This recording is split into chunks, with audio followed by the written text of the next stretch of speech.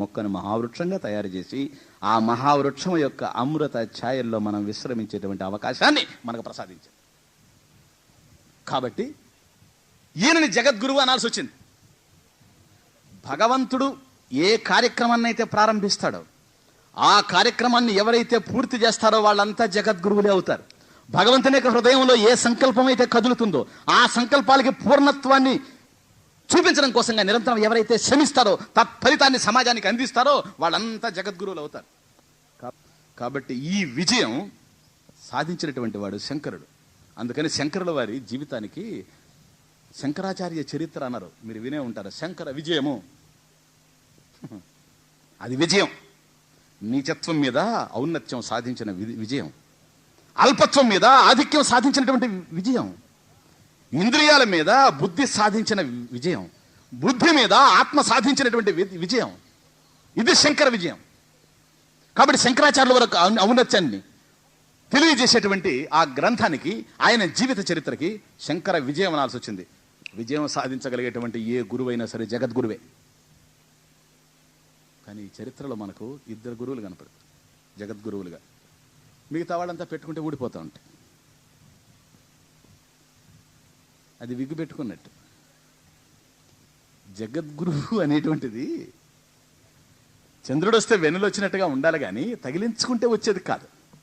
తగిలించుకోకుండా ఎవరిలో శోభిస్తూ ఉన్నాయంటే ఇద్దరు వ్యక్తులు కనపడతారు జగద్గురువులుగా. కృష్ణం వందే జగద్గురు, వసుదేవసుతం దేవం, కంసచాణూరమర్దనం,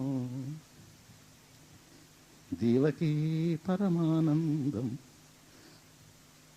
కృష్ణం వందే జగద్గురు.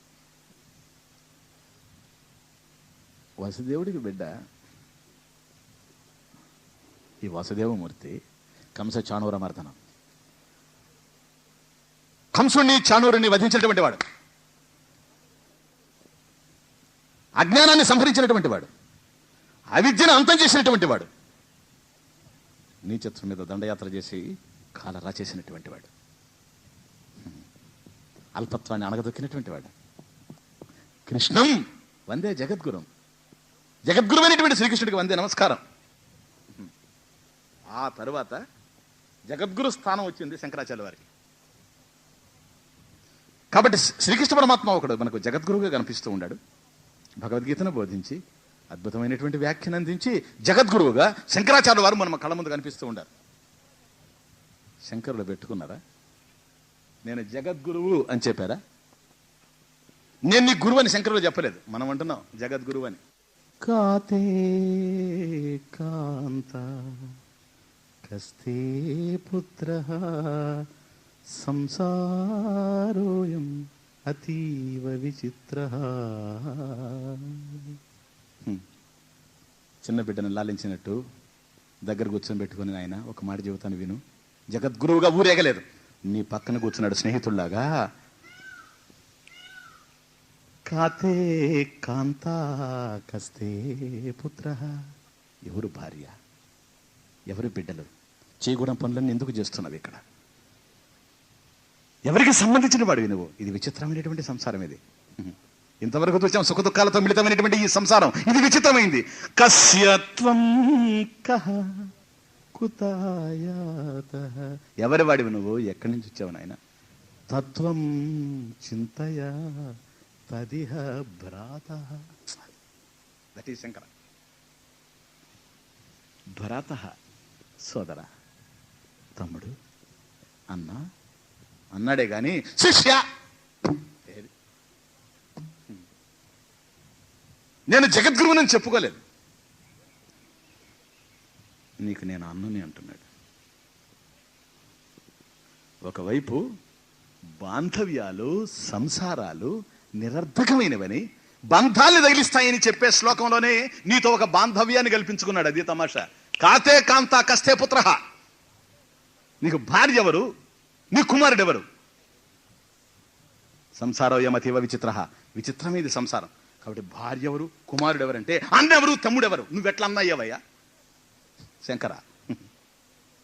కాబట్టి ఒకవైపు అన్నదమ్ముల మీద ఉండేటువంటి ప్రేమలు వదులుకో, ఇవి శాశ్వతమైనటువంటివి కావు. భార్యాభర్తల మధ్య బిడ్డల మధ్య, సంసారంలో ఏ సుఖమైతే మనం ఈనాడు దర్శిస్తూ ఉన్నాము, ఇది శాశ్వతమైనటువంటి ఆనందం కాదు. ఆ బాంధవ్యాలు సరైనటువంటివి కావని చెబుతూనే తనకొక బాంధవ్యం తగిలించుకుంటున్నాడు. మళ్ళీ భ్రాత అంటే ఇదేం బాంధవ్యం ఇది నాయన? అవి నిన్ను బంధించేటువంటి బాంధవ్యాలు, ఇవి బంధాలను తొలగించేటువంటి బాంధవ్యాలు నాయన. ఇక్కడ ప్రేమ ఇంతకన్నా ఇంకెళ్ళే. కాబట్టి భ్రాత సోదర భజగోవిందంలో. కాబట్టి సోదర అంటూ స్వామి మన దగ్గరకు వస్తూ ఉంటే మనం అంటున్నాను, జగద్గురువు తండ్రి, నాతో నువ్వు సమానంగా తిరగచ్చు, నాకు బోధించచ్చు, నన్ను ప్రేమగా చూడొచ్చు. అంత మాత్రం చేత నీతో నేను సమానున్నని, నాతో నువ్వు సమానుడివని కనుక భావిస్తే ఇక నా బ్రతుకుకి సుఖమే లేదని అర్థం. అది నీ ఔన్నత్యం తండ్రి. నీకు తమ్ముడుగా బ్రతకగలనా నేను? నీకు తమ్ముడు అని చెప్పుకొని జీవించగలనా ఈ ప్రపంచంలో? శంకరుడికి సోదరుని నేను, ఐఎమ్ బ్రదర్ ఆఫ్ శంకర్ అని చెప్పడానికి ఎవరికి ధైర్యం? ఎవరు జీవించగలరు అంత వైభవపేతంగా? అంత ఉజ్వలమైనటువంటి జీవితాన్ని ఎవరు కొనసాగించగలరు? నాకు అర్హత లేదు తండ్రి. ఇది నువ్వు ప్రసాదించిన ప్రసాదం, నీ ప్రేమ. అదే నిర్హేతుక కటాక్షం, కారణం లేదు. నన్ను నువ్వు ప్రేమించడానికి నేను అర్హత కలిగి లేను. ఆశించినా రాదు, అర్హత కలిగి ఉంటే వస్తుంది. కానీ అర్హత నాకు లేదు. అర్హత లేకపోయినా అర్హతను ప్రసాదించింది నువ్వు. ఇది కేవలం నీ ప్రేమ, అంతకన్నా ఇంకేం లేదు. కాబట్టి జగద్గురువుగా భగవంతుడైన శ్రీకృష్ణ పరమాత్మ, జగద్గురువుగా ఆచార్యుడైనటువంటి శంకర,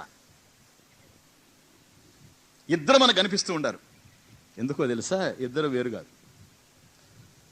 శివయేవ గురు సాక్షాత్,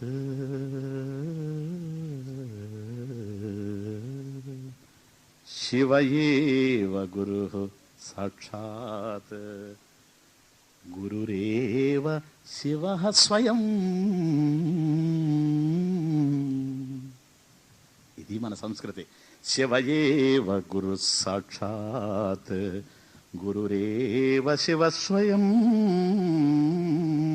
ఉభయోః అంతరం కించిత్ నష్టద్రవ్యం ముముక్షుభిః.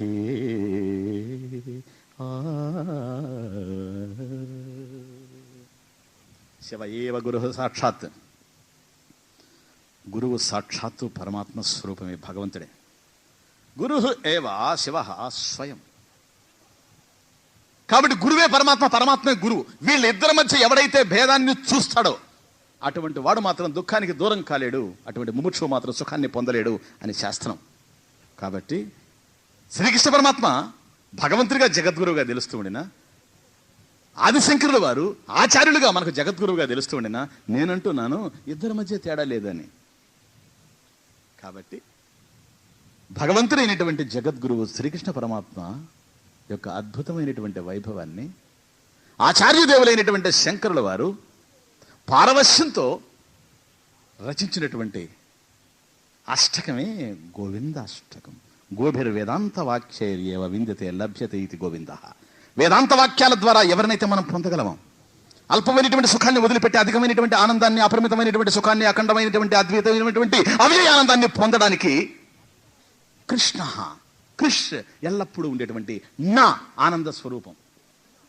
వస్తువుల మధ్య లభ్యమయ్యేటువంటి క్షణికమైనటువంటి ఆనందాలు కాకుండా శాశ్వతమైనటువంటి ఆనందం లభ్యమయ్యేటువంటిది ఈ మహానుభావుని యొక్క పాదార విందముల చెంతనే గనక కృష్ణ శాశ్వతమైనటువంటి ఆనందుడు అయినటువంటి, ఆనంద ప్రదాత అయినటువంటి శ్రీకృష్ణ భగవాను స్తుతిస్తూ 8 శ్లోకాలు అద్భుతంగాను, ఫలశ్రుతి 1 కలిపి 9 శ్లోకాల్లో మనకు ప్రసాదించినటువంటి ఒక అష్టకం గోవింద అష్టకం. సర్వ కష్టాలని తొలగించేటువంటి అష్టకం ఇది. దురితాలను దూరం చేసేటువంటి అష్టకం ఇది. గోవిందుని హృదయంలో సుస్థిరంగా నిలిపేటువంటి అష్టకం ఇది.